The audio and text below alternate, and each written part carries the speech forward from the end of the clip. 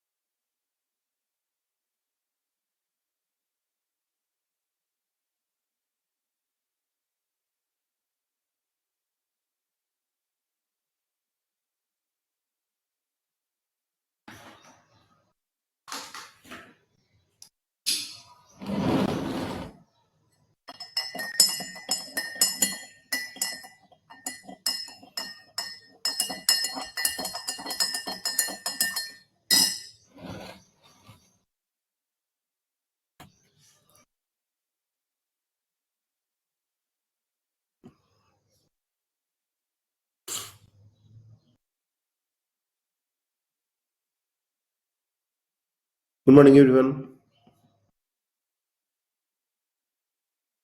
Good morning, sir.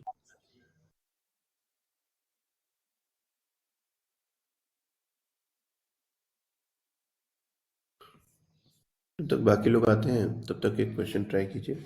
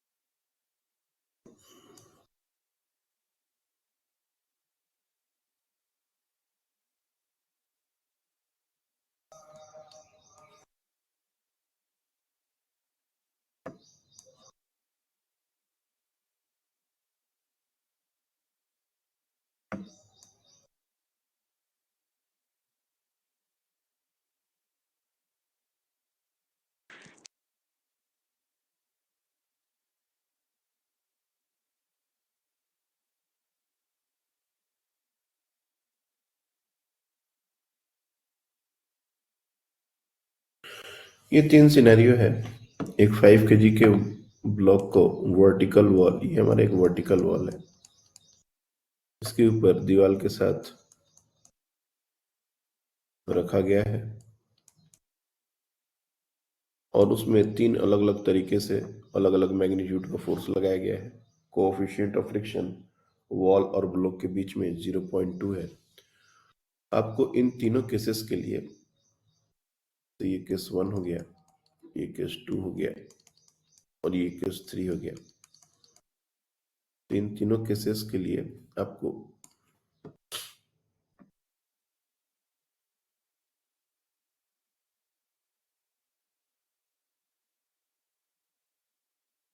acceleration of the block and frictional force acting between the block and nature of friction, ये तीनों बताना है।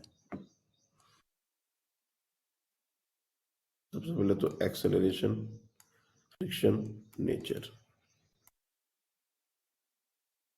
चलिए try कीजिए।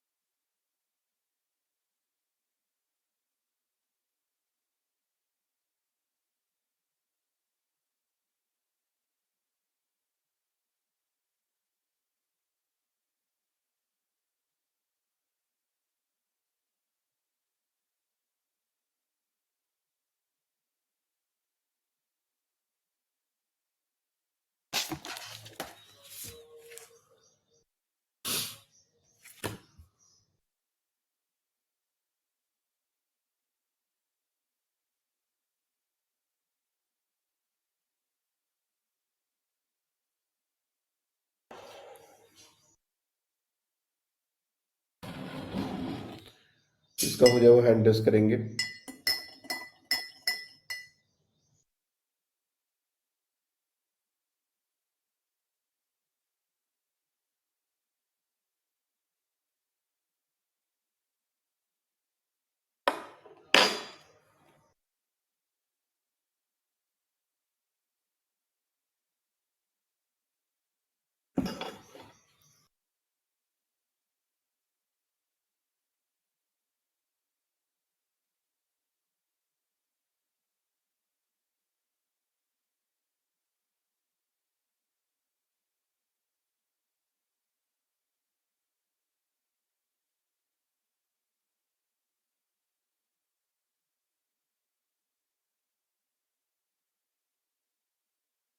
किसी का नहीं हुआ?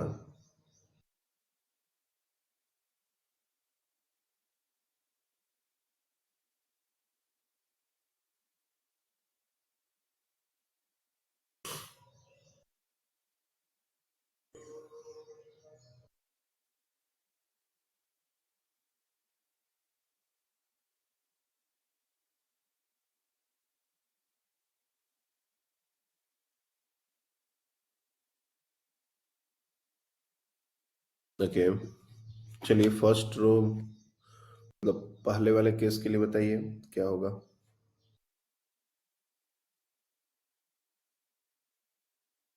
Sir, acceleration 6.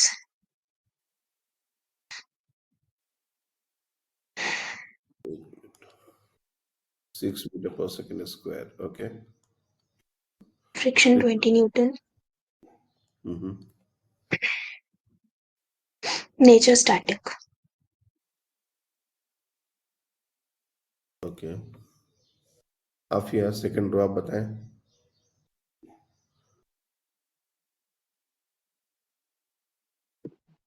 The friction 100 Newton. Okay, एक मिनट, सॉरी।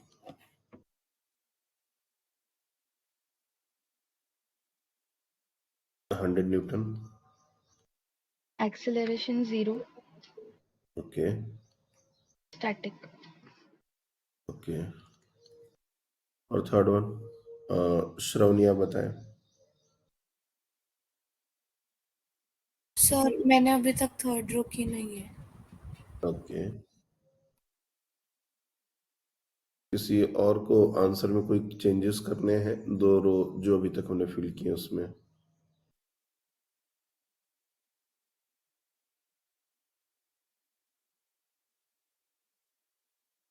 बहुत लेट ज्वाइन किए हो श्रावणी।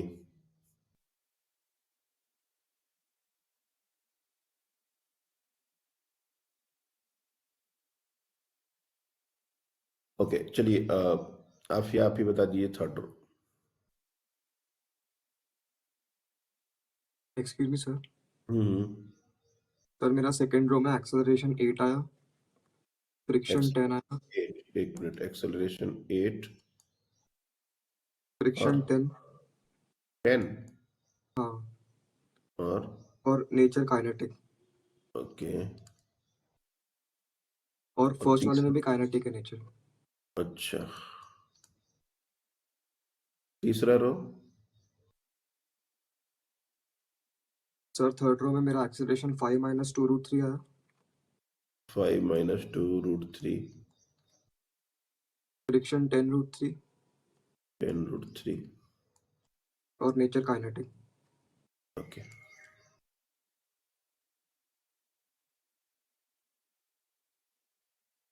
तो देखिए ये तीनों केसेस के आंसर्स आ गए हैं, और ये एक ऐसा क्वेश्चन है जब भी तुमको लगे कि फ्रिक्शन तुमको अब आने लगा, तुमको थोड़ा बहुत फ्रिक्शन के क्वेश्चन बनने लगे, तो ये क्वेश्चन कर लेना चाहिए। तुमको आश्चर्य होगा कि इसमें मैक्सिमम आंसर गलत है, मैक्सिमम। कि 9 आंसर में लगभग 4-5 आंसर्स गलत हैं, 6 भी हो सकते हैं। ये ऐसा क्वेश्चन है जो मैक्सिमम लोगों को पहली बार में तो परेशान करता ही है। भले ही मैं इस क्वेश्चन को अभी बता दूं और फिर तुमको लगे कि नहीं सर अब हो जाएगा, लेकिन आज से कुछ दिन के बाद भी अगर ये क्वेश्चन आएगा तो उतना ही परेशान करेगा जितना आज किया। मेरे को जितने लोगों ने इसका क्वेश्चन को सॉल्व किया है, एक बात बताइए कि ये फ्रिक्शन लगेगा किस तरफ, उसका डायरेक्शन क्या क्या हो सकता है? What will be the direction of friction in all the three situations? क्या फ्रिक्शन कभी भी ऐसे लग सकता है, या फ्रिक्शन कभी भी ऐसा लग सकता है? ये दो सिनेरियो हो सकते हैं क्या?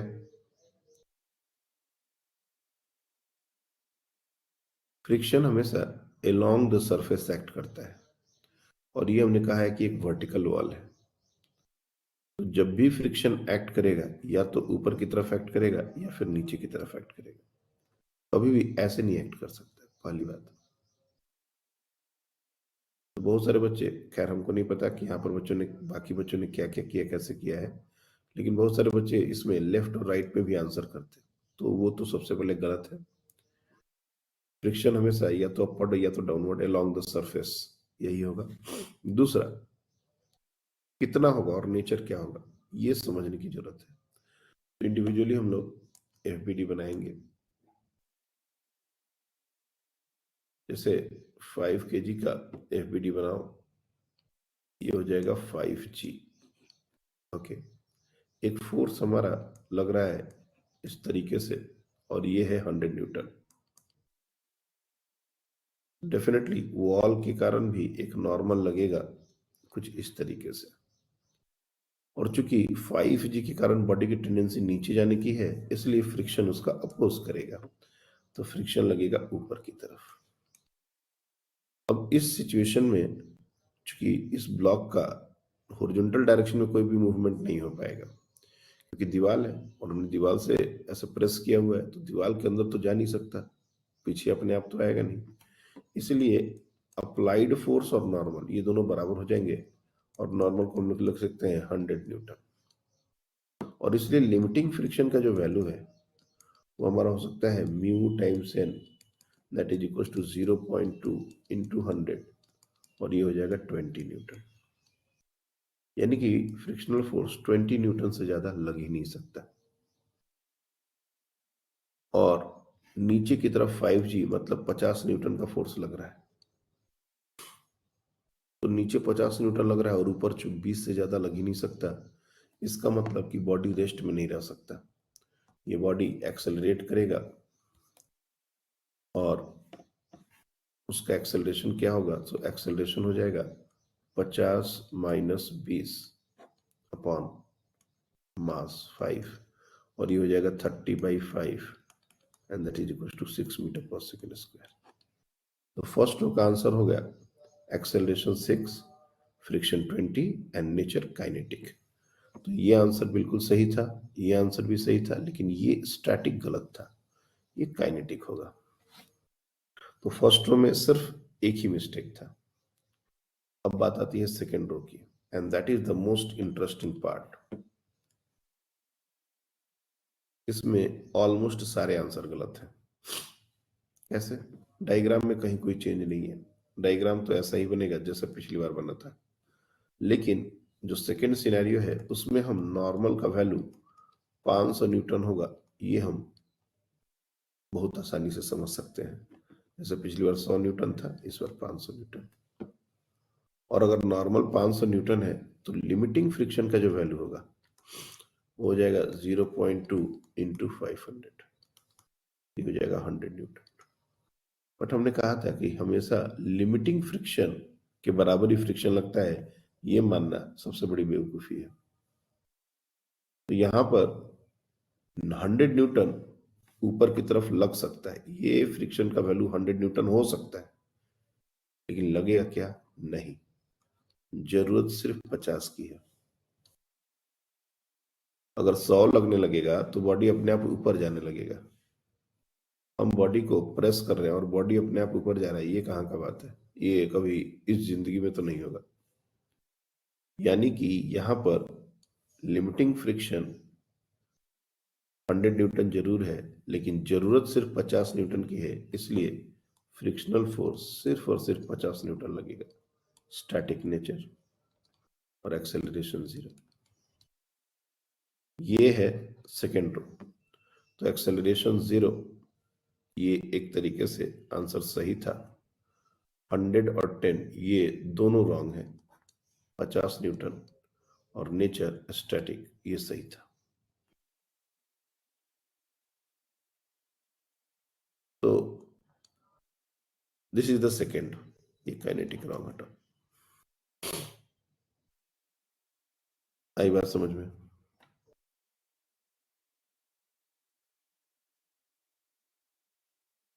टेन न्यूटन कैसे आया था मल्हार आपका? सर मैंने 50 देखा था, वो मैंने 500 नहीं देखा था, तो मैंने 50 के हिसाब से किया था पूरा। ओहो हो, तब फिर ठीक है, तब फिर एक्सेलरेशन भी आएगा। हाँ ठीक है, वो 500 था। एंड थर्ड वन तो मतलब इतना ब्यूटीफुल मार्वल क्वेश्चन है। थर्ड वन में ये तीनों गलत है, ये भी गलत है, ये भी गलत है, ये भी गलत है। क्यों? हाँ आधे बताइए। नहीं सर, वो सॉल्व गलती से हो गया। तो 5 kg के ऊपर एक फोर्स 100 न्यूटन लग रहा है और वो 30 डिग्री पर लग रहा है। 30 डिग्री पर लग रहा है तो उसको थोड़ा सा कंपोनेंट में तोड़ दिया जाए ताकि हमको अच्छे से समझ में आए। तो अगर हम देखें तो एक कंपोनेंट जो हॉरिजॉन्टल डायरेक्शन में होगा वो 100 cos 53 हो जाएगा, cos 30 हो जाएगा सॉरी, और ये हो जाएगा 100 sin 30। मैं यहां पर बना रहा हूं डायग्राम, ये हमारा ब्लॉक है, इसके एक तरफ ये जो फोर्स है ये है 100 cos ऑफ 30 डिग्री, एक नॉर्मल दीवार से लगने वाला है, दैट इज n। ऊपर की तरफ लगेगा 100 sin 30 और नीचे की तरफ लगेगा 5g। ये सिनेरियो है। अभी फ्रिक्शन हमने नहीं दिखाया, फ्रिक्शन भी दिखाना बाकी है ना। जो डेटा हमको गिवन है, क्योंकि फ्रिक्शन डेटा का खेल है, अगर उसमें देखें तो 100 sin 30 का वैल्यू आ जाएगा 50 और नीचे ये हमारा आ गया 50। मतलब अपवर्ड डायरेक्शन में भी जितना फोर्स लग रहा है नीचे के डायरेक्शन में अपवर्ड उतना ही फोर्स लग रहा है। नॉर्मल तो नो डाउट 100 cos 30 डिग्री, और इसका वैल्यू चाहो तो पुट करके निकाल दो, दैट इज इक्वल टू 50√3, कोई दिक्कत नहीं। और लिमिटिंग फ्रिक्शन भी अगर निकालना चाहो तो उसमें भी कोई दिक्कत नहीं है। 0.2 into 50√3 that is equal to 10√3 newton. But यहां पर टेंडेंसी ही नहीं है, नो टेंडेंसी। मूवमेंट के बाद छोड़ दो, टेंडेंसी ही खत्म हो गई। जितना ऊपर फोर्स लग रहा है उतना ही नीचे फोर्स लग रहा है, तो बॉडी में टेंडेंसी क्या है? कहीं भी मूव करने का टेंडेंसी नहीं है। इसलिए सब कुछ होने के बावजूद यहाँ पर फ्रिक्शनल फोर्स जीरो होगा, एक्सेलरेशन जीरो होगा। और ये थर्ड रो था, यही सबसे इंटरेस्टिंग था। फ्रिक्शनल फोर्स जीरो होगा, एक्सेलरेशन भी जीरो होगा, और नेचर तो फ्रिक्शन लग ही नहीं रहा है, तो क्या नेचर? समझ आई बात?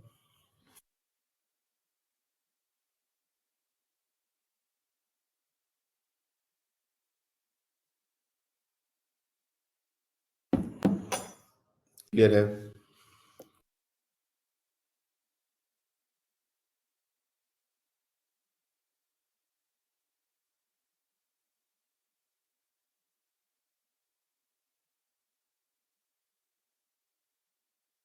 उसी तरह से, और ये बहुत ही इंपॉर्टेंट क्वेश्चन है, बहुत ही इंपॉर्टेंट क्वेश्चन।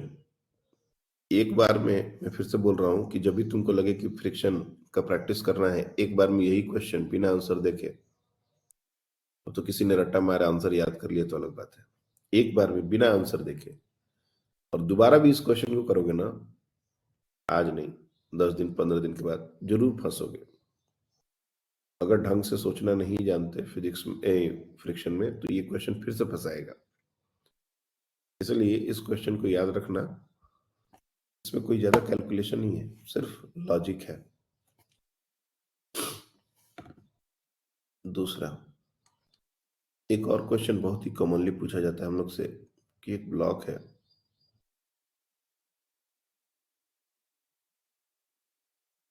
और उसके ऊपर एक फोर्स हमने किसी डायरेक्शन में लगाया है। ऐसा भी हो सकता है किसी पर्टिकुलर डायरेक्शन में लगाया है, let's say this angle is theta. अगर कोएफिशिएंट ऑफ फ्रिक्शन म्यू है, तो मिनिमम फोर्स कितना लगना चाहिए ताकि ये ब्लॉक मूव करने लगे? थीटा ये फिक्स्ड है। हम एंगल ऑफ फोर्स चेंज नहीं कर रहे हैं। आपसे पहला question, find minimum value of F so that body will move। एक क्वेश्चन ये पूछा जा सकता है, दूसरे तरीके से इसी को पूछा जा सकता है, find F max so that body will not move। ये दोनों एक ही क्वेश्चन है। मैक्सिमम फोर्स कितना लगा सकते हैं ताकि ये बॉडी मूव ना करे, और मिनिमम फोर्स कितना लगा सकते हैं जिससे ये बॉडी मूव कर जाए। तो दोनों का बाउंड्री कंडीशन सेम है, इसलिए ये दोनों क्वेश्चन के आंसर सेम है। पहले यही क्वेश्चन को सॉल्व करो। Solve this.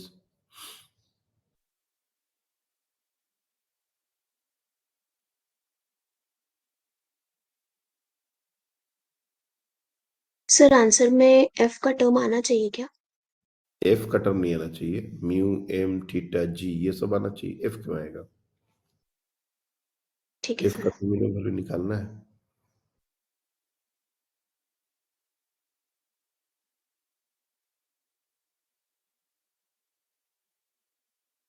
देखो अभी तक जो हमने पिछले क्लास में और पिछले क्लास तक हमने सारा जो सिलेबस कंप्लायंस है उसको देखा है, और सिलेबस कंप्लायंस के अकॉर्डिंग हम लोग ने नॉर्मल जितनी क्लासेस हमने शेड्यूल की थी उससे अभी तक 12 क्लासेस 13 क्लासेस ज्यादा ही हुई हैं। ठीक है, 12 13 क्लासेस ज्यादा हुई हैं, बावजूद इसके सिलेबस हम लोग का उतना कंप्लीट नहीं हुआ, क्या होना चाहिए था? Like Newton laws of motion तक हमने टोटल 55 लेक्चर सोचे थे, अभी 60 से ज्यादा हो गए ऐसा। बट बावजूद इसके जो सिलेबस है वो फरवरी एंड तक कंप्लीट हो जाएगा, लेकिन उसके लिए अपने को नवंबर के बाद से, अभी हम बहुत ज्यादा हेक्टिक नहीं करने वाले, लेकिन नवंबर के बाद दिसंबर और जनवरी आप लोग की फ्रीक्वेंसी ऑफ क्लासेस बढ़ जाएंगी, may be 5 days a week और 6 days a week। तो ये मैं पहले से ही आपको बता दे रहा हूँ, दिसंबर जनवरी में हम लोग को बहुत ज्यादा काम करना है। अब बताइए क्या आंसर आया?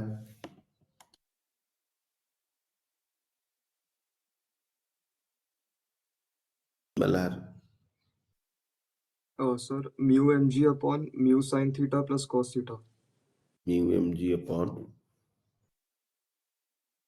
Mu sine theta plus cos theta. Mu sine theta plus cos theta. Okay, Aadya आप बताएं। Sir mu M g upon 1 √1 + mu square. Okay, mu M g upon √1 plus mu square, ये आ गया। ओके, आफिया आप बताएं। सर मेरा new m g upon sine theta plus mu cos theta. Okay, ये mu का आपका चेंज आ रहा है, चलिए ठीक है।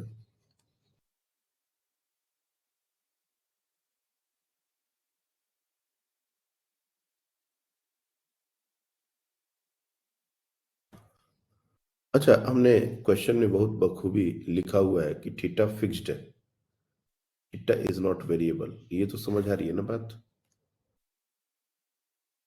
We are not changing theta, we are simply changing F.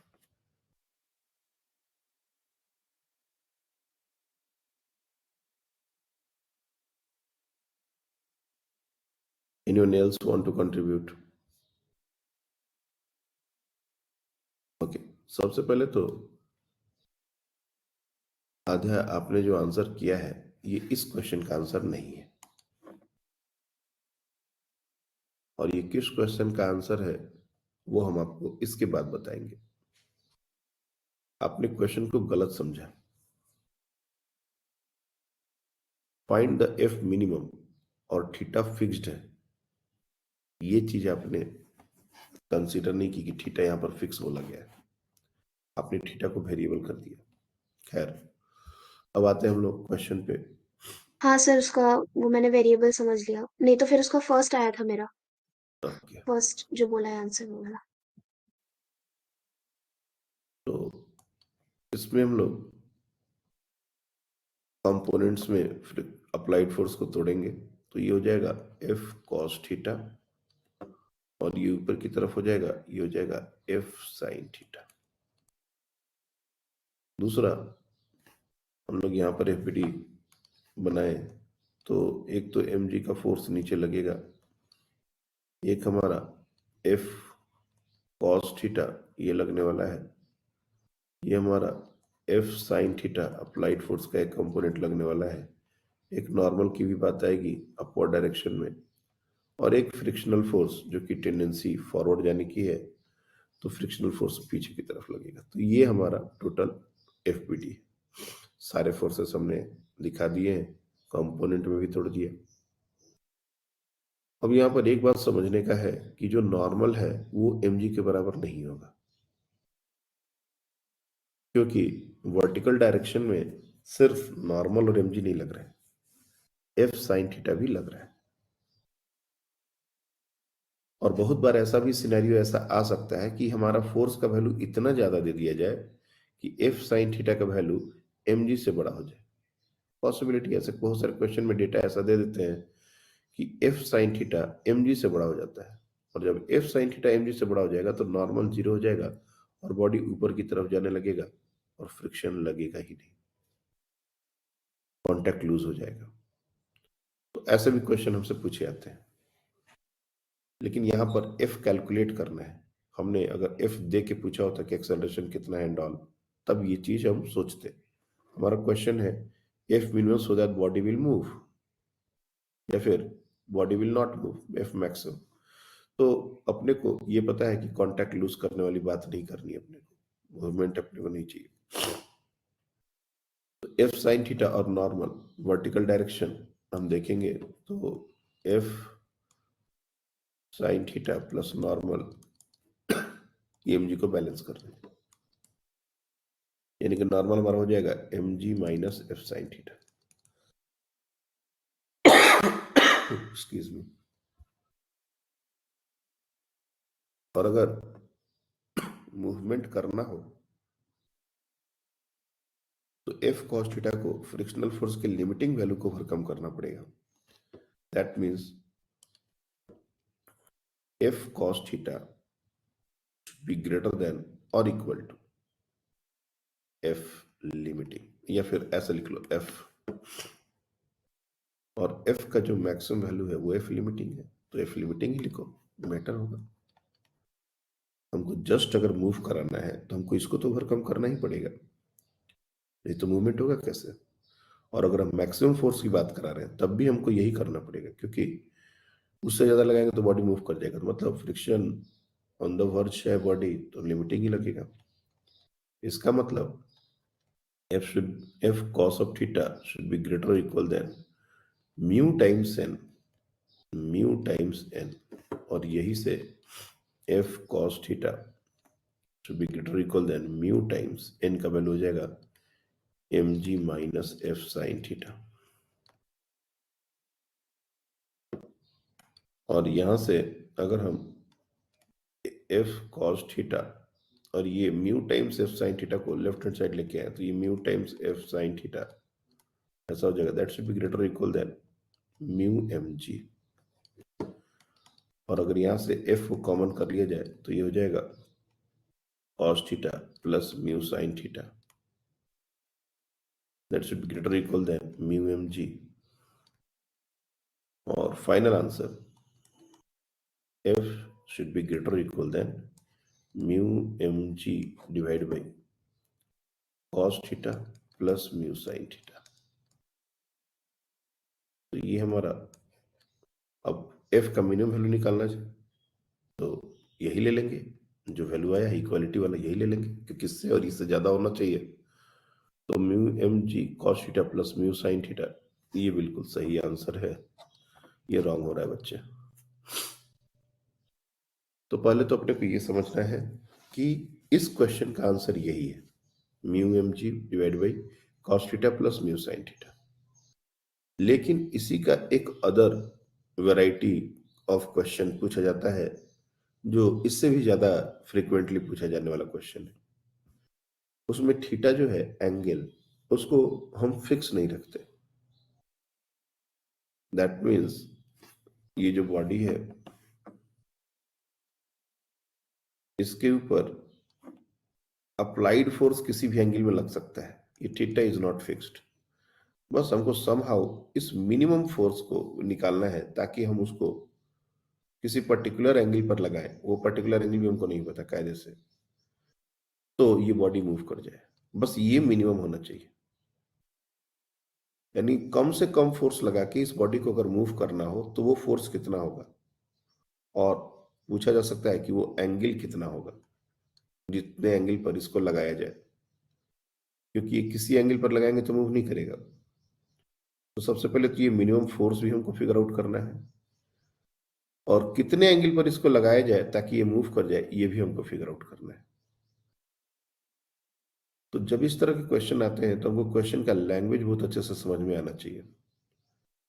F minimum यहां भी पूछा गया है और एफ मिनिमम हमने भी पूछा था, लेकिन वहां पर थीटा हमने फिक्स कर दिया था कि हमको इसी एंगल पर फोर्स लगाना है, और यहाँ पर थीटा का कोई ऐसा फिक्सेशन नहीं है, हमको बस मिनिमम फोर्स लगा के इस बॉडी को पुल करना है।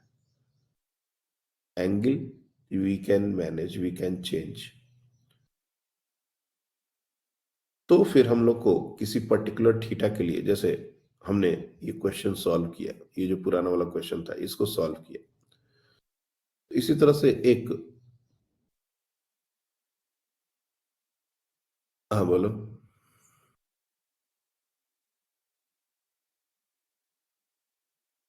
सर वो एंगल चेंज होता रहेगा तो फोर्स भी वेरिएबल होगा क्या फिर?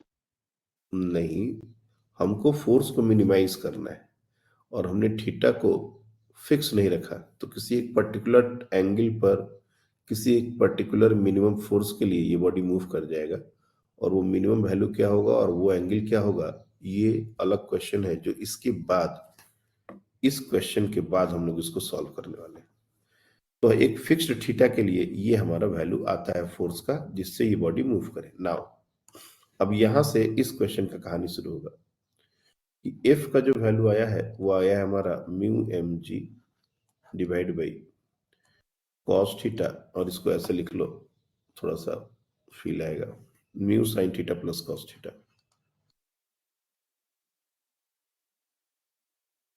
अब हमारा थीटा पर कंडीशन नहीं चाहिए और थीटा भी निकालना है, थीटा गिवन नहीं है, तो our answer should not be in terms of theta, और ये एफ का मिनिमम वैल्यू निकालना है। तो जो गिवन डेटा है उसको अगर मिनिमम करना है तो डिनोमिनेटर को मैक्सिमम करना पड़ेगा, ये जो डिनोमिनेटर है इसको मैक्सिमम करना पड़ेगा। इसका जब मैक्सिमम वैल्यू होगा तभी हमारा ये पूरा फ्रैक्शन मिनिमम होगा। और हमने आपको बताया है कि a sine theta plus b cos theta, ये जब भी आ जाए तो इसका जो मैक्सिमम वैल्यू होता है वो होता है a square plus B square under root over, और मिनिमम वैल्यू होता है माइनस अंडर रूट ओवर ए स्क्वायर प्लस बी स्क्वायर। ये चीज आपको मैक्सिमम मिनिमम और बहुत जगह ये चीज डिस्कस की गई है। यहाँ पर भी कुछ वैसा ही सिनेरियो है, ए की जगह है म्यू और बी की जगह है 1, यानी कि ये जो डिनोमिनेटर है इसका मैक्सिमम वैल्यू हो जाएगा under root over mu square plus 1, और जब ये मैक्सिमम होगा उसी समय फोर्स का मिनिमम वैल्यू हमको मिलेगा। तो फोर्स का मिनिमम वैल्यू हो जाएगा mu M G divide by under root over plus 1। लेकिन ये कितने एंगल के लिए, ये अपने को समझना कि for what angle we have to apply this force, और ये मिनिमम फोर्स कितने एंगल पर हम उस बॉडी पर लगाएंगे ताकि मूवमेंट हो, ये भी हमको इस क्वेश्चन में एक पूछा जा सकता है। तो जैसा मैंने कहा कि ये जो मिनिमम फोर्स है ये तब होगा जब mu sine theta plus cos theta का value mu square plus 1 under root over होना चाहिए। तो इससे हमारा एक दो बात और आगे बढ़ेगा। जैसे हम ये जो फॉर्मूला लिखते हैं a sine theta plus b cos theta, और इसका मैक्सिमम वैल्यू हम लोग कर देते हैं अंडर रूट ओवर ए स्क्वायर प्लस बी स्क्वायर। तो ये कब होता है, for what value of theta, theta की किस वैल्यू के लिए ये वैल्यू आएगा। तो ये सारी बातें मैक्सिमम मिनिमम में की गई थी। हम लोग अगर इसको एक फंक्शन की तरह देखें y is equal to this, तो इसका मैक्सिमम मिनिमम करना पड़ेगा, dy बाई डी थीटा निकालना पड़ेगा, और ये हो जाएगा a cos theta plus b cos का माइनस साइन थीटा, डिफरेंशिएट कर दिया इसको, उसको इक्वेट कर दिया 0 के बराबर। अब यहाँ पर a cos theta is equal to b sine theta, तो यहां से हमको a by b is equal to tan theta ये आ जाएगा, और यहां से theta is equal to tan inverse a by b. इस पर्टिकुलर थीटा पर हमारा जो फंक्शन है वो अंडर रूट ओवर ए square plus B square value लेने वाला है। tan थीटा के इस वैल्यू के लिए हमारा ये फंक्शन अंडर रूट ओवर ए square plus B square value लेने वाला है। अगर नहीं ऐसा पल्ले पड़ रहा तो वो भी हम कैलकुलेट कर सकते हैं। हमको tan थीटा पता है, हमको साइन थीटा और कॉस थीटा निकालना कोई बड़ी बात नहीं है, वी कैन इजिली डू। अगर ये एंगल थीटा है तो ये हो जाएगा a, ये हो जाएगा b, और ये हो जाएगा अंडर रूट ओवर ए स्क्वायर प्लस बी स्क्वायर। अब यहाँ पर a साइन थीटा है तो a इंटू साइन थीटा हमारा हो जाएगा a divide by under root over A square plus B square plus b into cos theta b divide by under root over A square plus B square, और जब इसको solve करेंगे तो ये under root over ए square plus B square ही आएगा, you can check it. तो ये थीटा कितना होगा ये भी अपने को पता होना चाहिए। खैर मैक्सिमम वैल्यू तो हमने रटवाया था, बट थीटा नहीं रटवाया था कि कितने एंगल के लिए होगा। तो ये थीटा भी अगर याद हो, क्योंकि यहाँ पर दोनों चीजें पूछी जाएंगी, एक मिनिमम फोर्स और एक कितने एंगल पर। तो ए की वैल्यू यहाँ पर 1 है, बी की वैल्यू म्यू है। इफ यू सी सॉरी, ए की वैल्यू म्यू है और बी का वैल्यू 1 है, तो थीटा हमारा हो जाएगा tan इनवर्स म्यू। इस क्वेश्चन का जो दूसरा पार्ट है, ये फोर्स कितने एंगल पे लगाना पड़ेगा, तो ये फोर्स लगाना पड़ेगा at theta is equal to tan inverse mu. Angle of friction का जो कॉन्सेप्ट था लगभग वही। तो इस क्वेश्चन को अगर हमको ध्यान में रखना है तो ये पूरा पार्ट जो भी अभी तक डिस्कस किया from the beginning till and, ये पूरा याद रखना पड़ेगा। थीटा वेरिएबल नहीं होगा तो क्या होगा, और अगर थीटा में कंडीशन डाल दिया जाए तब क्या होगा, और वो पर्टिकुलर थीटा भी कितना होगा। क्योंकि आधा अधूरा तुम याद रखोगे, कभी ये पूछ देगा तो आंसर ये कर दोगे, कभी ये पूछ देगा आंसर ये कर दोगे। एक बच्चे ने ऑलरेडी ये मिस्टेक बिगिनिंग में ही कर दिया है। तो क्वेश्चन हमसे क्या पूछा जा रहा है और हम आंसर किस क्वेश्चन का कर रहे हैं, ये चीज हमको बहुत केयरफुल रहना है। हाँ बोलो। सर हमको पता कैसे चले कि वो थीटा को फिक्स रखा है या वेरिएबल रखा है? थीटा देंगे ही नहीं, क्वेश्चन में थीटा ही नहीं दिया जाएगा, सिर्फ अप्लाइड फोर्स दिखा के बोला जाएगा मिनिमम वैल्यू बताइए। Okay sir. हमने तो ऑलरेडी, इसीलिए ये कंफ्यूजन ना हो इसीलिए हमने थीटा भी दिखाया और फिक्स्ड भी बोला, ताकि ये डाउट ना हो, क्योंकि हम पहले इसी को डिस्कस करना चाहते थे। तो हमको क्वेश्चन को बहुत बखूबी पढ़ना है। हमने 4 क्वेश्चन सॉल्व किए हैं और वो चौथा पार्ट ही एग्जाम में हमेशा पूछ दिया जाए ऐसा तो नहीं होगा। हो सकता है तीसरा पूछा गया, दूसरा पूछा गया, और हमने सीधे सीधे फोर्थ वाले पार्ट का आंसर कर दिया, तो गड़बड़ है। तो बहुत केयरफुली हमको समझना है इस पूरी बात को कि अप्लाइड फोर्स वेरिएबल है बट एंगल कांस्टेंट। ऐसे बहुत सारे क्वेश्चन दिए जाते हैं कि थीटा हमारा 37 डिग्री है, थीटा हमारा 53 डिग्री है, कितना फोर्स लगाएं ताकि बॉडी मूव कर जाए। अब उसने 37 53 ये एंगल मेंशन कर दिया तो थीटा वेरिएबल कहाँ रहा, और जब थीटा वेरिएबल नहीं रहा तो फिर ये क्वेश्चन का बात ही कहाँ आया। तब तो फिर हमको यही क्वेश्चन को सॉल्व करके आंसर निकालना पड़ेगा। जहां जहां थीटा है वहां वैल्यू पुट कर दो तो हमारा एफ का वैल्यू आ जाएगा। लेकिन अगर उसने थीटा नहीं दिया, सीधे सीधे पूछ दिया कि मिनिमम फोर्स कितना लगाए ताकि वो बॉडी मूव कर जाए, तो हमको ये करना पड़ेगा। और हमसे ये भी पूछा जा सकता है कि वो एंगल कितना होगा जितने पर इस फोर्स को लगाना चाहिए, तो हमारा ये आंसर करना पड़ेगा।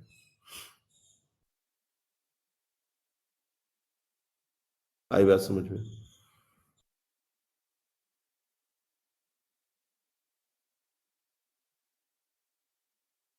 और ये सब जो बेसिक मैथमेटिक्स की चीजें हैं, ये मेरे को, ऐसे तो मैंने यहाँ पर कर दिया, लेकिन ये चीज बार बार करने का बात नहीं होना चाहिए। ये बहुत बार आने वाला है ये पूरा चीज, ये बेसिक मैथमेटिक्स है और इसमें अगर हम कंफ्यूज होंगे तो बहुत दिक्कत है। क्योंकि कुछ बच्चे उस समय नहीं थे इसलिए मैंने पूरा पूरा इसको सॉल्व करके दिखा दिया, लेकिन ये बहुत बार आने वाला है और ये चीज अपने को अब याद हो जानी चाहिए। A sine theta plus b cos theta, एक एक्सप्रेशन, ऐसा एक्सप्रेशन जो पूरे फिजिक्स में हजारों लाखों बार आता है। तो इसका मैक्सिमम वैल्यू क्या होता है, इसका मैक्सिमम वैल्यू कब होता है, ये सब चीजें अब डाउटफुल नहीं होनी चाहिए। किसी भी बॉडी को पुश करना आसान होता है या पुल करना, कौन बताएगा? विच इज इजियर, पुश और पुल?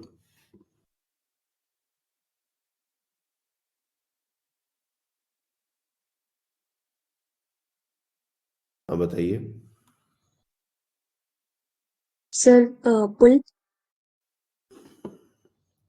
अगर मान लो इस बॉडी को हम लोग पुश कर रहे हैं लाइक दिस, और ये एंगल हो जाएगा थीटा, ऐसा भी सिनेरियो पूछा जा सकता है कि हम लोग एफ को अप्लाई कर रहे हैं थीटा, अब ये भी एंगल फिक्स्ड है, क्योंकि मैं डेटा नहीं दे रहा इसका, इसलिए लग रहा हो कि थीटा वेरिएबल है। थीटा को 37 डिग्री दिया जा सकता है, 53 डिग्री दिया जा सकता है, और आपसे पूछा गया कि मिनिमम एफ का वैल्यू बताइए जिससे ये बॉडी मूव कर जाए। तो ऐसे भी क्वेश्चन पूछे जा सकते हैं कि हमारा जो पुशिंग काइंड ऑफ फोर्स लग रहा है और मिनिमम वैल्यू कितना हो ताकि बॉडी मूव करे। तो यहां पर एक चीज जो समझने की है कि यहां पर पिछली बार से ज्यादा फोर्स लगाना पड़ जाएगा, और वो इसलिए क्योंकि इसका जो साइन वाला कंपोनेंट है वो नीचे की तरफ लग रहा है, और इसके कारण हमारा जो नॉर्मल फोर्स है ये बढ़ जाएगा, और जब नॉर्मल बढ़ जाएगा तो जो फ्रिक्शनल फोर्स का लिमिटिंग वैल्यू है वो भी बढ़ जाएगा, और इसीलिए एफ कॉस थीटा का वैल्यू इससे ज्यादा होना चाहिए, और चूंकि फ्रिक्शनल फोर्स ही बड़ा हो गया तो डेफिनेटली एफ कॉस थीटा को और बड़ा होना पड़ेगा। तो इसलिए पुश करना किसी बॉडी को ज्यादा मुश्किल होता है क्योंकि उसके नॉर्मल को बढ़ा देता है। ये जो पुशिंग फोर्स है ना, ये नॉर्मल को बढ़ा देता है। हाँ बोलिए।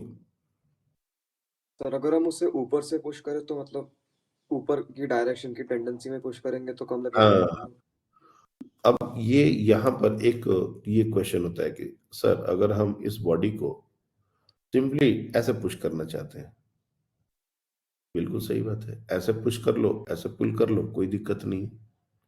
अब कोई ऐसा भी कह सकता है कि सर हम इसको इस तरीके से पुश करेंगे, तो ऐसे पुश करो और ये ऐसे पुल करो, दोनों में कोई फर्क नहीं है।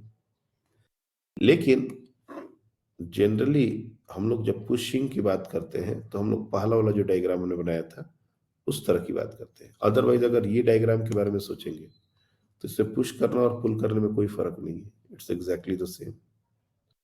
और इस केस में तो नॉर्मल में भी कोई कंट्रीब्यूशन नहीं आ रहा है, सिर्फ mg और नॉर्मल यही दोनों एक दूसरे को बैलेंस करने वाले हैं।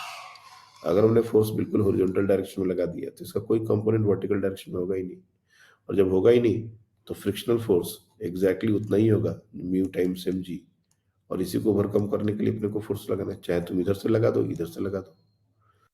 तो फोर्स में जब तक एंगल नहीं आएगा तब तक हमको इसमें कोई भी ज्यादा दिक्कत वाली बात नहीं है। दूसरा, अब पुश करने में भी हम अगर ऊपर की तरफ पुश करने लगे तब तो पुलिंग काइंड ऑफ नेचर ही हो गया।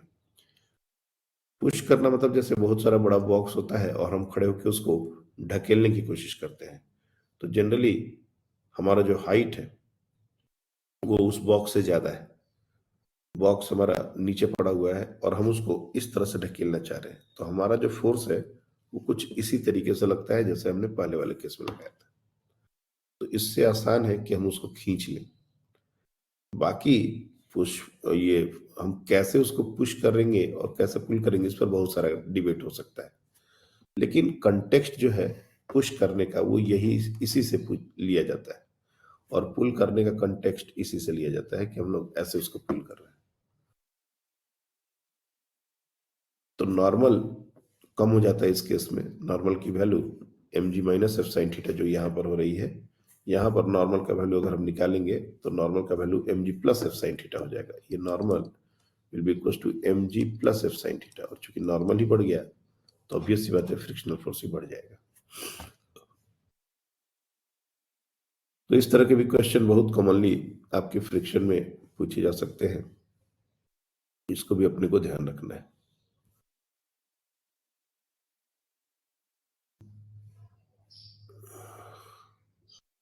आदित्य नहीं है ना, एक मिनट, आदित्य मुंडे, कौन कौन बच्चे लगातार एब्सेंट हो रहे हैं ये थोड़ा सा मेरे को, आदित्य नहीं है आज। बार बार मैं कह रहा हूँ क्लासेस मिस नहीं करनी है, लेकिन बच्चे क्लासेस मिस कर रहे हैं। एनीवे, फ्रिक्शन जो एवरेज क्वेश्चन है वो इतने से सॉल्व हो जाएंगे। जो भी मेडिकल लेवल पर क्वेश्चन होते हैं वो इतना जो डिस्कशन अगर ध्यान से सुने होंगे अभी तक ये क्लास और इसके पिछले 2-3 क्लास में, तो इससे क्वेश्चन हो जाएंगे। बट हम ये नहीं करें कि यही सारे क्वेश्चन है। इंजीनियरिंग लेवल पर जाएंगे तो फ्रिक्शन के और भी बहुत ही शानदार शानदार क्वेश्चन बनते हैं, लेकिन जैसे मैंने कहा ना कि फिर हमको क्वेश्चन करने आना चाहिए, लेकिन अब हम सारे क्वेश्चन ही अटेम्प्ट करेंगे ऐसा बात होगा नहीं, कि हमारा जो लिमिटेशन है मेडिकल के क्वेश्चंस के लिए है, इसलिए हम इससे ज्यादा फ्रिक्शन पर अब बात नहीं करेंगे। शायद कोई क्वेश्चन फंस गया, कोई क्वेश्चन डाउट हो गया, तो डेफिनेटली उसका डिस्कशन जरूरी है, लेकिन कॉन्सेप्ट वाइज फ्रिक्शन में वी हैव डन इनफ। अब इसमें कुछ कुछ बातें टू ब्लॉक सिस्टम रिलेटेड भी आ सकती है कि सर दोनों सरफेस फ्रिक्शन हो तो क्या होगा। तो जैसे मैंने कहा कि वो बहुत ही कॉम्प्लिकेटेड हो जाता है अगर जिसको सिंगल सरफेस फ्रिक्शन नहीं समझ आता टू ब्लॉक सिस्टम में, उसके लिए उस क्वेश्चन को कॉम्प्रिहेंड कर पाना और मुश्किल है। और पूछने के लिए तो 3-3 ब्लॉक 4-4 ब्लॉक भी पूछ सकते हैं।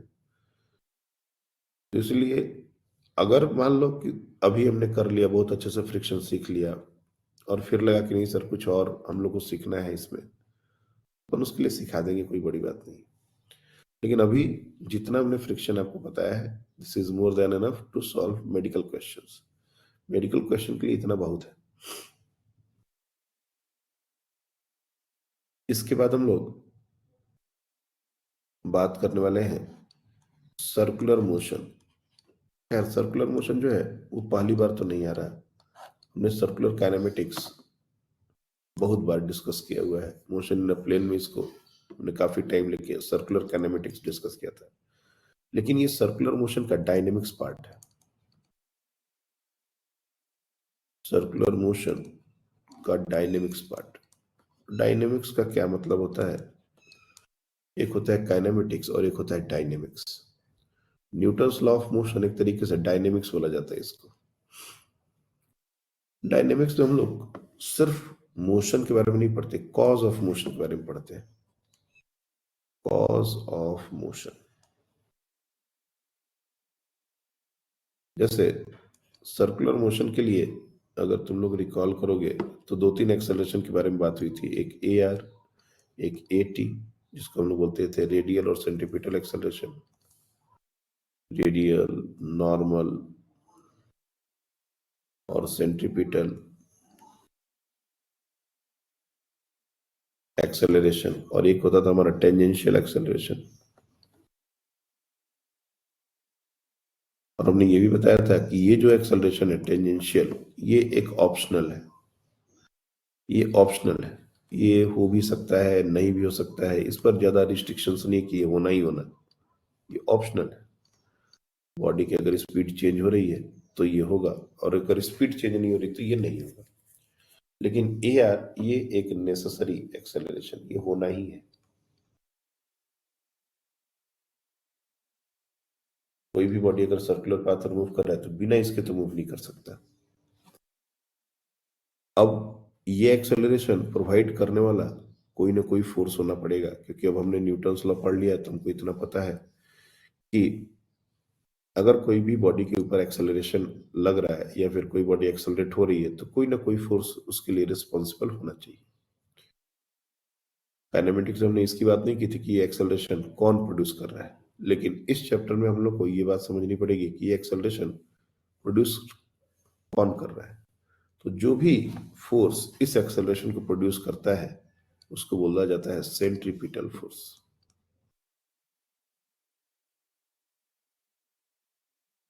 Centripetal force. अगर सिर्फ 1-2 लाइन में इसको समझना हो तो हम लोग बोल सकते हैं the force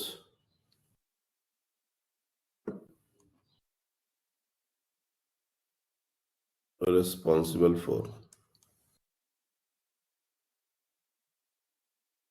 changing the direction of a body in circular path, या कोई भी कर्वलिनियर पाथ पर भी इस बात को बोला जा सकता है। सर्कुलर पाथ पर डायरेक्शन के चेंज के लिए जो फोर्स रिस्पॉन्सिबल है उसको बोला जाता है सेंट्रीपिटल फोर्स। नाउ अब बात आती है कि ये सेंट्रीपिटल फोर्स जो हम पढ़ रहे हैं, क्या ये सेंट्रीपिटल फोर्स बिल्कुल नया फोर्स है? जैसे tension, normal, contact force, spring force, क्या उसी तरह से एक नया फोर्स है? तो हमको एक बात समझनी पड़ेगी कि ये कोई नया फोर्स नहीं है. This is a not new kind of force.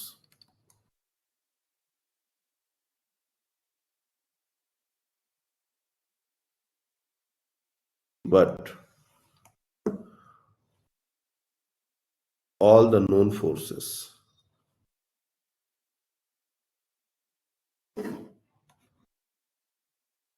may behave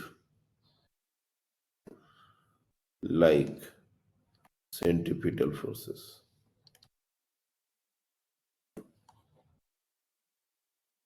Time to time. यानी कि जो भी हमारे नोन फोर्सेस हैं, जैसे टेंशन हो गया, फ्रिक्शनल फोर्स हो गया, स्ट्रिंग फोर्स हो गया, तो इस तरह के जो नोन फोर्सेस हैं वो सेंट्रिपिटल फोर्स की तरह बिहेव करते हैं. सेंट्रिपिटल फोर्स नया फोर्स नहीं. जैसे एक स्ट्रिंग में हमने एक स्टोन को बांध के रोटेट कर दिया फॉर एग्जांपल. इसको हम लोग इस तरीके से ऐसे ऐसे रोटेट कर रहे हैं, ये ऐसा ऐसा घूम रहा है. तो ऑब्वियस सी बात है कि इसके लिए ये जो स्ट्रिंग का टेंशन है यही हमारा सेंट्रिपिटल फोर्स की तरह बिहेव कर रहा है. सन के अराउंड हमारा जो अर्थ है वो इलिप्टिकल पाथ या सर्कुलर पाथ, कुछ देर के लिए सर्कुलर पाथ ही सोच लो, सर्कुलर पाथ पर मूव कर रहा है. तो इस केस में हमारा ग्रेविटेशनल फोर्स है जो कि सेंट्रिपिटल फोर्स की तरह बिहेव कर रहा है. तो टेंशन या फिर ग्रेविटेशनल फोर्स ये नए फोर्स नहीं है, but they are behaving like centripetal force. ये अपने को समझना पड़ेगा. और कोई भी सर्कुलर मोशन अगर हो रहा है तो उस समय कौन सा फोर्स सेंट्रिपिटल फोर्स की तैसा बिहेव करेगा, कर सकता है, ये भी अपने को समझना पड़ेगा. ये तो बहुत ऑब्वियस सिनेरियो है, इसमें हमारा ज्यादा दिक्कत नहीं होगा. दूसरी बात कि सेंट्रिपिटल फोर्स जो भी फोर्स बिहेव करेगा उसका वैल्यू हमारा एक पर्टिकुलर वैल्यू लेना चाहिए. जैसे रेडियल एक्सेलरेशन का फॉर्मूला हमारा v² होता था. तो सेंट्रिपिटल फोर्स जो भी फोर्स सेंट्रिपिटल फोर्स की तरह बिहेव करेगा वो mass into v²/r centripetal acceleration, यानी कि mv²/r के बराबर होना चाहिए. जैसे यहां पर अगर हम इस बॉडी को सर्कुलर पाथ पर मूव करा रहे हैं तो टेंशन कितना होगा, तो टेंशन हो जाएगा mv²/r. अगर ये v स्पीड से मूव कर रहा है इस इंस्टेंट पर और ये r रेडियस है तो ये हमारा टेंशन का वैल्यू होना पड़ेगा. सिमिलरली ग्रेविटेशनल फोर्स का वैल्यू कितना है, तो जो भी हो, लेकिन ग्रेविटेशनल फोर्स को mv²/r, where r is the distance between sun and earth, m is the mass of earth, इस तरह से इसको इक्वेट करना पड़ेगा.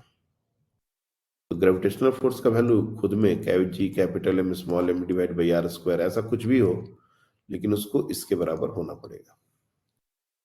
तो इसलिए कोई भी फोर्स अगर सेंट्रिपिटल फोर्स के जैसा बिहेव करता है तो उसका वैल्यू हम mv²/r या फिर v को अगर ओमेगा कर दें तो ये m⍵²r इसके साथ भी इक्वेट किया जा सकता है.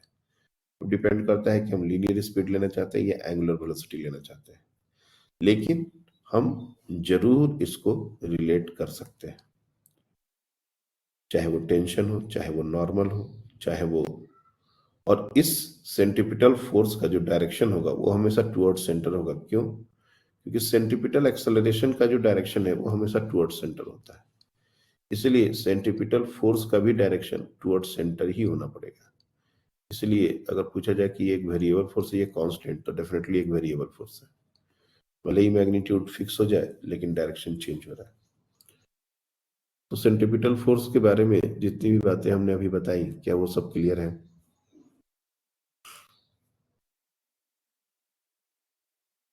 क्लियर है?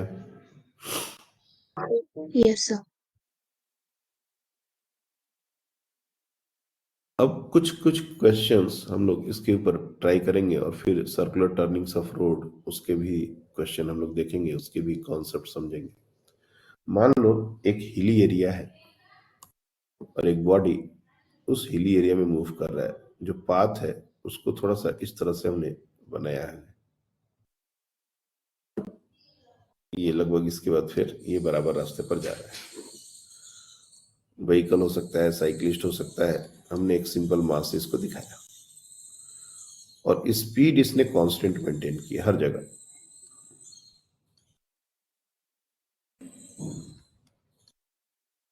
ये तीनों सिनेरियो में इसने स्पीड सेम रखा हुआ है।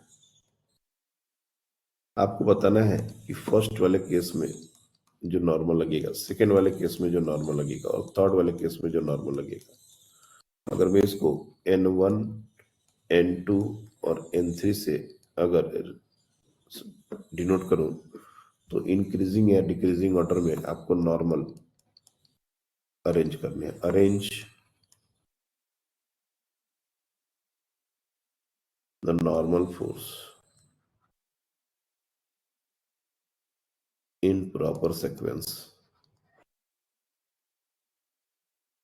या तो इंक्रीजिंग ऑर्डर में इसको रिलेट मतलब अरेंज कर दो या फिर डिक्रीजिंग ऑर्डर। और ये हिली एरिया है, वर्टिकल प्लेन में ऐसा मूवमेंट हो रहा है। चलिए ट्राई कीजिए।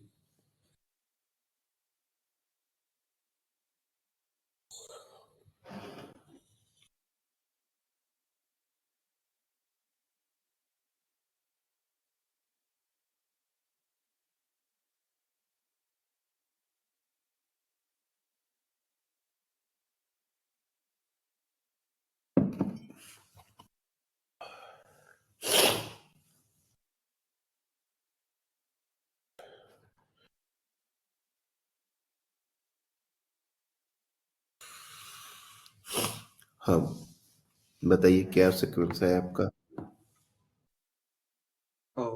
N1 greater than N3 greater than N2 N1 greater than N3 N3 greater than N2। N2 okay, आधे आपका बताया।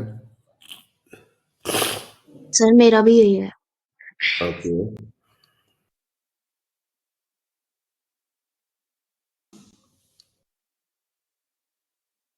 Anyone else?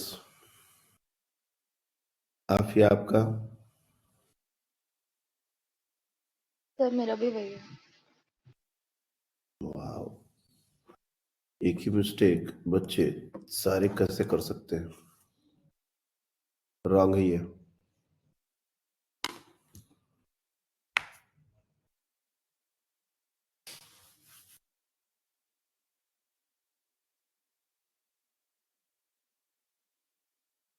Sir hmm, sir उसका उल्टा सीक्वेंस। मतलब ये इनइक्वालिटी को लेस देन करना होगा ऐसा? Yes sir. यानी कि N1 is less then N3 is less then N2 ऐसा? Yes sir. जिसको सबसे छोटा बताया था वो सबसे बड़ा हो गया।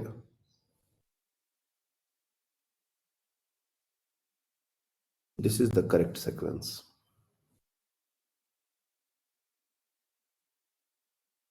बहुत केयरफुली ये सारे कॉन्सेप्ट समझने हैं क्योंकि ये बेसिक बेसिक बातें हैं। यहाँ कोई रॉकेट साइंस और बहुत बड़ा अभी क्वेश्चन डिस्कस हो नहीं रहा है। लेकिन हमारा अगर अंडरस्टैंडिंग क्लियर नहीं होगा तो इसके बाद सरदर्द बढ़ता जाएगा धीरे धीरे। तो मैं स्टार्ट बहुत बेसिक बेसिक क्वेश्चन से करता हूँ और अगर बच्चे उसको कैजुअली लेने लगते हैं तभी जाके बड़े क्वेश्चन में दिक्कत आती है। अभी मैंने सेंट्रीपिटल फोर्स के बारे में बताया और कहा कि ये कोई नया फोर्स नहीं है, ये नोन फोर्सेस हैं और वही सेंट्रीपिटल फोर्स की तरह बिहेव करते हैं। और ये सर्कुलर पाथ की जगह हम कर्व पाथ भी लिखें तो भी कोई दिक्कत नहीं है। Curve path. अब आते हैं इस पर्टिकुलर डायग्राम। जब ये बॉडी यहां से मूव कर रहा है तो इसके ऊपर फोर्सेस क्या क्या लगेंगे? तो एक फोर्स तो ग्रेविटी का, ये पीछा नहीं छोड़ता, और दूसरा फोर्स है नॉर्मल। कोई और फोर्स है और डेफिनेटली स्मूथ सरफेस या फिर कोई भी फोर्स होगा लॉन्ग द सरफेस, हम उसको इग्नोर करेंगे क्योंकि हमको along द सरफेस वाले फोर्स में इंटरेस्ट नहीं है। इस डायरेक्शन में, वर्टिकल डायरेक्शन में अगर कोई भी फोर्स और एक्स्ट्रा है तो बताइए, any extra force that is acting in vertical direction.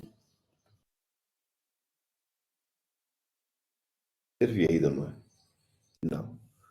अब बहुत सारे बच्चों के दिमाग में बात ये आती है कि सर यहाँ पर भी ये होगा, ये भी mg और नॉर्मल, और यहाँ पर भी इसको n1 लिख दो, इसको n2 लिख दो, और mg और नॉर्मल, तो सब में तो mg और नॉर्मल बराबर ही हो जाएंगे, तो फिर ये सीक्वेंस कैसे हो रहा है? बराबर नहीं होंगे। पहले वाले सिनेरियो में बॉडी हमारा एक कर्व पाथ पर जा रहा है, कर्व पाथ पर जाने के लिए उसको एक सेंट्रीपिटल फोर्स की जरूरत पड़ेगी, और सेंट्रीपिटल फोर्स हमेशा टुवर्ड सेंटर लगता है। और ये जो कर्व पाथ हमने पहला वाला बनाया है, इसके लिए सेंटर ऊपर की तरफ होगा या नीचे की तरफ? कहाँ होगा इसका सेंटर? ये जो कर्व पाथ है, इसका सेंटर किधर होना चाहिए? नीचे होना चाहिए या ऊपर होना चाहिए? अगर ये एक सर्कल है, इसका सेंटर किधर होना चाहिए?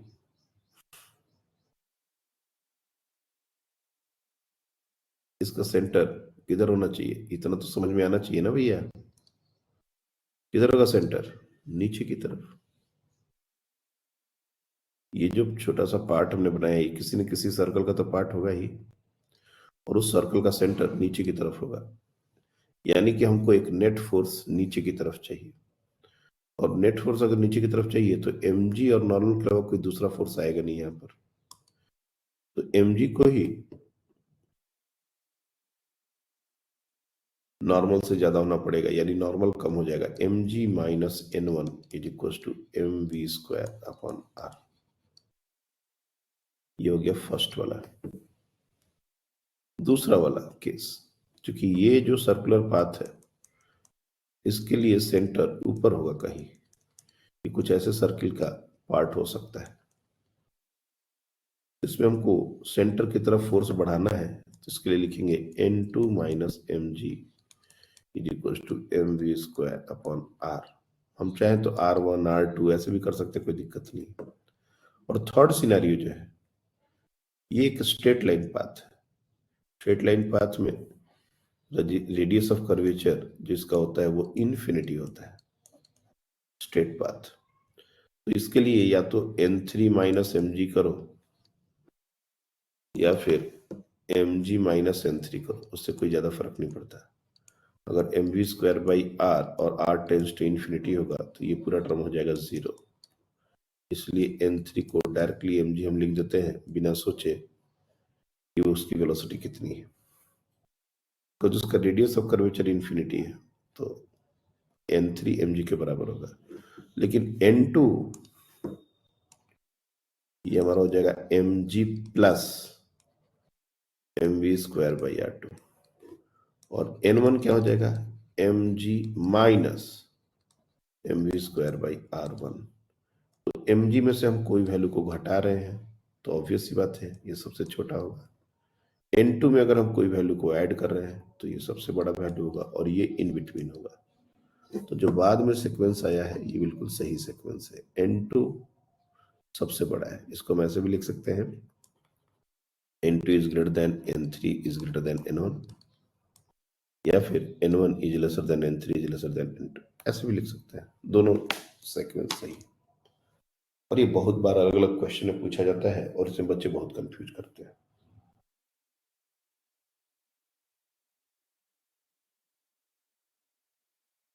Anyone have any doubt?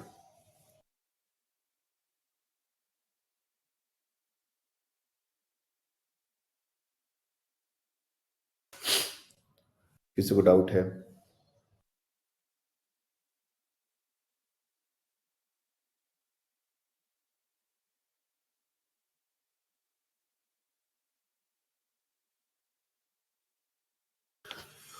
Circular motion पर एक और क्वेश्चन कुछ इस तरह का, एक हमारा सर्कुलर टर्न टेबल है, ये टर्न टेबल है,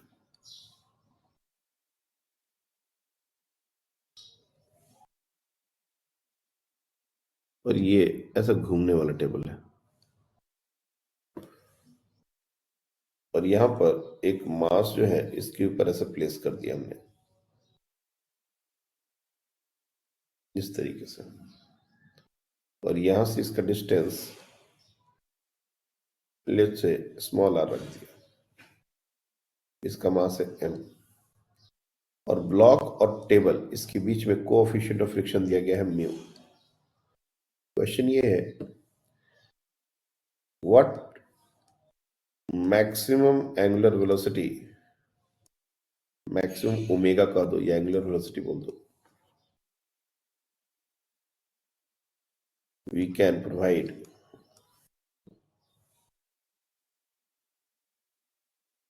to turntable so that block move together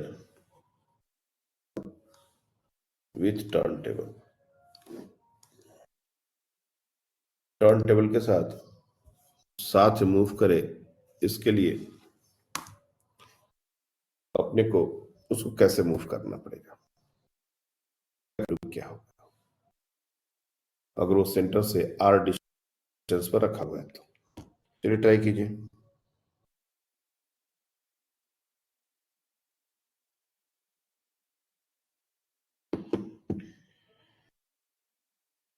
हाँ बताइए। सर वो आंसर बोलिए। Under root mu G by are.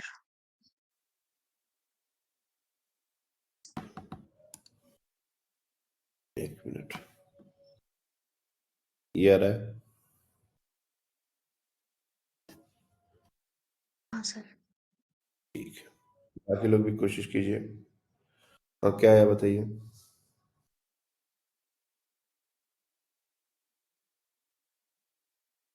The under root mu g by r। यही आ रहा है सेम।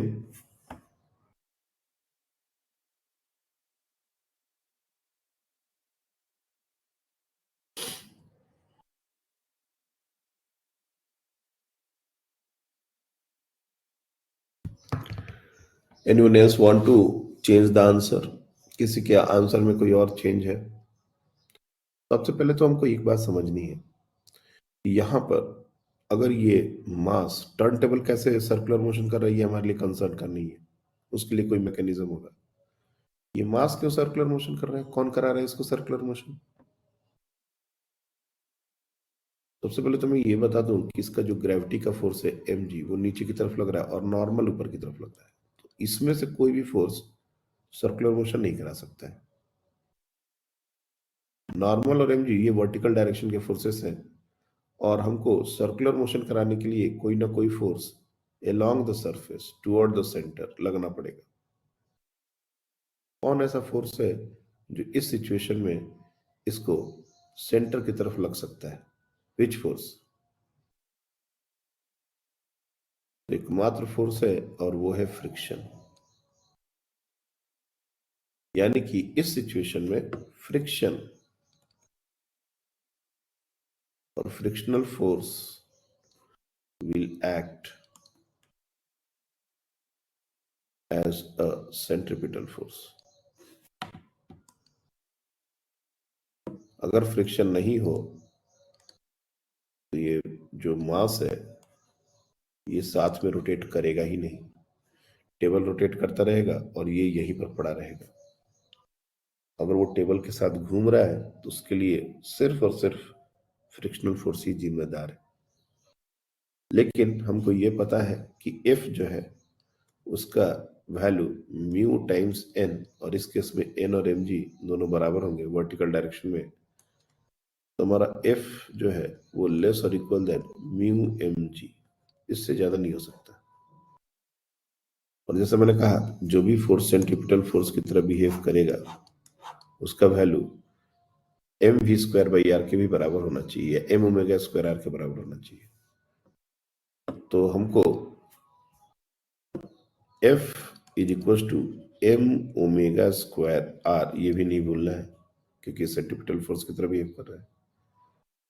तो इन दोनों कंडीशंस, ये 1 है और ये 2 है, इन दोनों कंडीशन को अगर कंबाइन कर दें तो हम साफ साफ देख सकते हैं कि m omega square r should be lesser और equal than mu M g. M will get cancelled और यहां से ओमेगा जो है वो लेस और equal than mu g upon r under root over आएगा।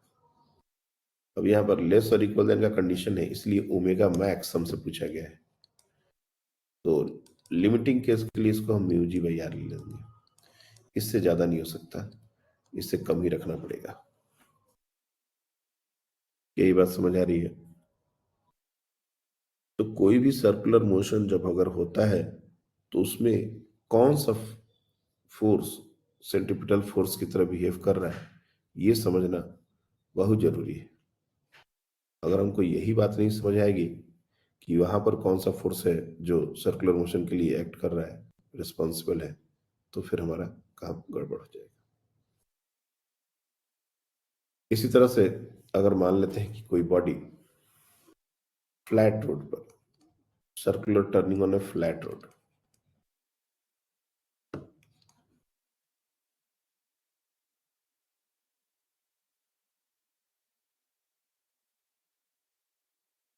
फ्लैट रोड बिल्कुल सपाटा रोड है, इस तरह से ये टर्निंग बनी हुई है सपोज, और कोई व्हीकल, ये टॉप व्यू हम बना रहे हैं, कोई व्हीकल इसके ऊपर मूव कर रहा है, समथिंग लाइक दिस। किसी इंस्टेंट ऑफ टाइम पर उसकी जो वेलोसिटी होगी टेंजेंशियल होगी। और यहां पर भी अगर हम देखें तो ये सिनेरियो और ये टेबल वाला सिनेरियो में जो ज्यादा फर्क नहीं है, क्योंकि इसमें भी अगर हम mg और नॉर्मल की बात करें तो mg और नॉर्मल ये दोनों वर्टिकल डायरेक्शन में ही लगेंगे, और हमारा सेंटर इस सर्कुलर पाथ का कहीं यहाँ पर है, और हमको एक फोर्स टुवर्ड द सेंटर चाहिए होगा क्योंकि बॉडी एक कर्व पाथ पर मूव कर रहा है। वी नीड दिस, क्योंकि सेंट्रीपिटल फोर्स की तरह बिहेव करने वाला होना चाहिए। अब पॉइंट ये है कि इसमें mg और नॉर्मल तो आएगा ही नहीं, क्योंकि mg और नॉर्मल तो वर्टिकल डायरेक्शन में लग रहा है और हमको चाहिए हॉरिजॉन्टल डायरेक्शन। तो यहाँ पर कौन सा फोर्स है जो सेंट्रीपिटल फोर्स की तरह बिहेव कर सकता है, बताइए? Which force can behave as a centripetal force in this scenario?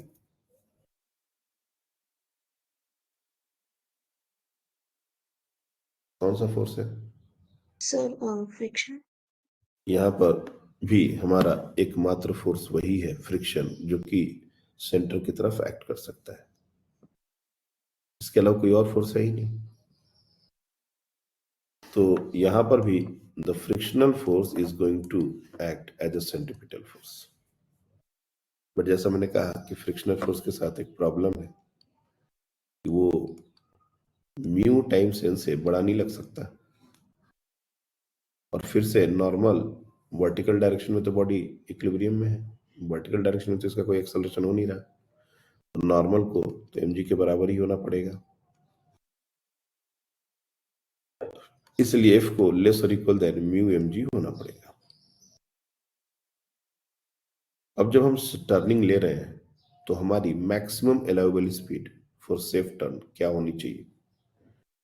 जैसे मैंने कहा कि कोई भी सेंट्रीपिटल फोर्स अगर सेंट्रीपिटल फोर्स की तरह बिहेव कर रहा है तो उसको हमको mv² से इक्वेट करने में बिल्कुल भी देर नहीं करनी चाहिए, where r is the radius of this turning. f mv² के बराबर होना चाहिए, क्योंकि ये जो एक्सेलरेशन है यही प्रोवाइड कर रहा है। लेकिन अब ये दो सिनेरियो हमारे पास है, एक इक्वेशन ये है और ये इक्वेशन ये है, तो इन दोनों से एक कंडीशन बनेगा that mv²/r is less than और इक्वल टू म्यू mg, और m विल गेट कैंसिल्ड, और यहां से हमारे एक कंडीशन बनेगा कि v² इज लेस और इक्वल देन rg, और v should be less or equal than mu G R. यानी कि जो मैक्सिमम स्पीड हम मेंटेन कर सकते हैं इस टर्निंग पर, जिससे एक्सीडेंट ना हो, जिससे कोई नुकसान ना हो, उसको बोलते हैं maximum allowable speed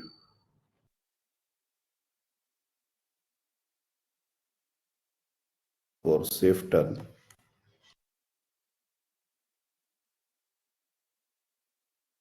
is equal to under root over mu G R. इसका ये मैक्सिमम वैल्यू है, इससे ज्यादा नहीं ले सकते। तो लेवल रोड पर कभी भी हम टर्न ले रहे हैं तो इससे ज्यादा स्पीड हमको नहीं मेंटेन करनी चाहिए, नहीं तो टायर स्लिप कर जाएंगे और हम गिर जाएंगे। लेकिन ये जो म्यू जी आर का वैल्यू है ये बहुत छोटा होता है। कायदे से अगर देखें तो म्यू का वैल्यू जनरली लेस देन 1 होगा, जी 10 है, और रेडियस ऑफ सर्कुलर टर्निंग कोई भी हम लोग बड़ा से बड़ा सर्कुलर टर्न की बात कर ले उसका वैल्यू 4 मीटर 5 मीटर बहुत हो गया। तो ये जो स्पीड है ये काफी कम हो जाती है। जैसे अगर म्यू को हम 0.8 भी ले लें, जी का वैल्यू 10 ले लें, और आर का वैल्यू अगर हम लोग 5 मीटर भी ले लें, लेट्स अज्यूम दिस, तो ये वैल्यू कैलकुलेट करेंगे तो ये √40 यानी कि 6.5 मीटर पर सेकेंड, इतनी कम स्पीड से अगर हम टर्न लेंगे तो बहुत टाइम लगेगा। अगर कोई हाईवे बन रहा है, अगर कोई इस तरह का हाईवे एक्सप्रेसवे है जिसमें हम टर्निंग बना रहे हैं और इतना कम स्पीड में अगर बॉडी वहां टर्न ले तो कंजेशन होगा। इसलिए जब भी हम रोड बनाते हैं तो स्पीड को बढ़ाने के लिए उस रोड को थोड़ा बेंक्ड कर दिया जाता है, उसको बोलते हैं बैंकिंग ऑफ रोड। और उसका मतलब क्या है कि ये जो फ्लैट रोड है इसको थोड़ा सा इंक्लाइंड टाइप का बनाया जाता है। क्यों किया जाता है इसके बारे में बातें होंगी, पहले ये बैंकिंग का मतलब क्या है यही समझ लो। बैंकिंग ऑफ रोड्स, पहले हमारा सामने से अगर देखें तो रोड बिल्कुल ऐसा फ्लैट हुआ करता था और ये सेंटर है जिसकी तरफ टर्न लेना है, बिल्कुल हमने इसी रोड को सामने से बनाया है।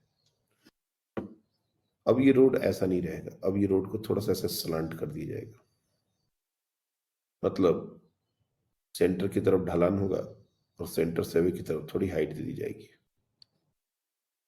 और ये एंगल बहुत ज्यादा बड़ा नहीं होता लेकिन ये एंगल 0 नहीं होता।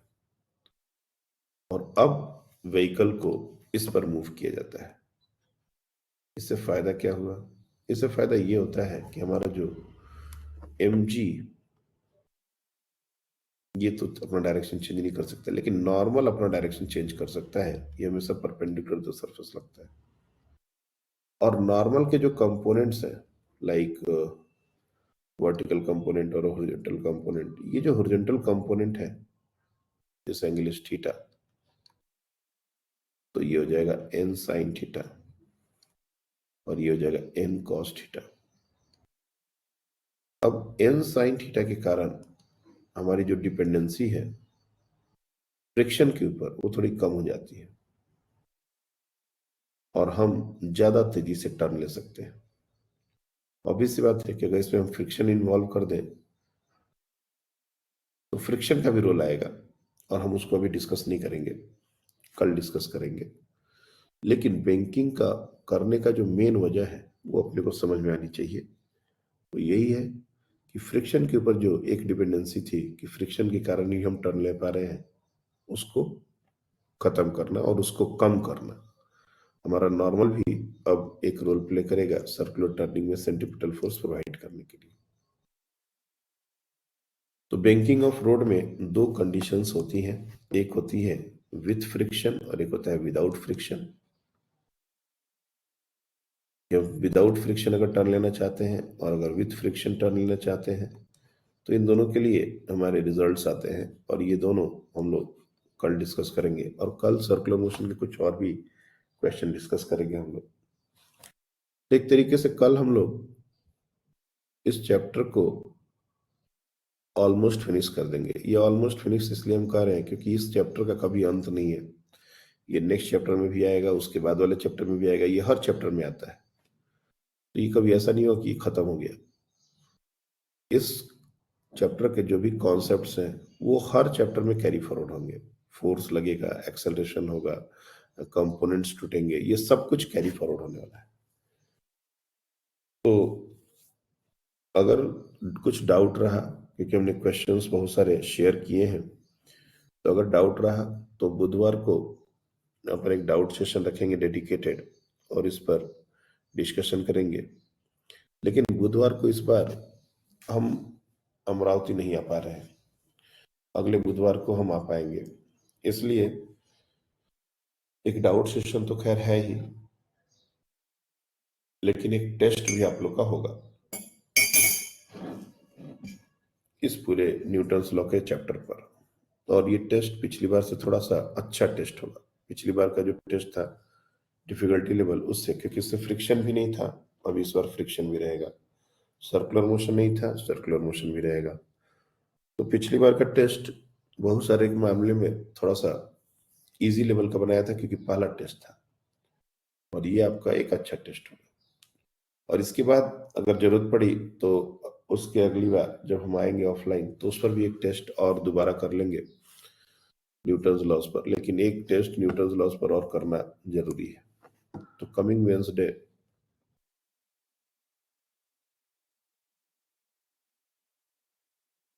You have an offline test. हाँ बोलो, सॉरी ऑनलाइन टेस्ट, ऑफलाइन नहीं होगा।